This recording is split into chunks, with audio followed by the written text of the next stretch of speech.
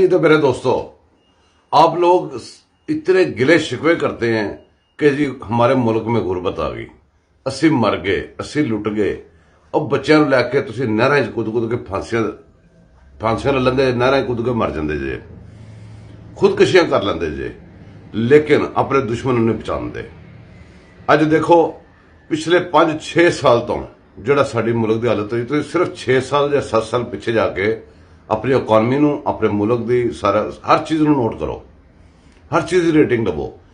अज देखो कि असीं कित्थे खड़े हैं, तो वह कह रहे हैं असीं तुहाडा मुल्क बचाता है। तो मनाडू जोड़े ने वह कितों कितों किस तरह कार्रवाई पाते रहे हैं, किस तरह तुहानूं इस दलदल दे विच घिरिया। तो अपने मुल्क की जिहड़ी तनज़ली है, एक तरक्की होंदी है, तनज़ली होंदी है। तनज़ली नूं वेखो किहड़े लोग करते हैं। यह तुहाडे सामने नंगे हुए पे जे,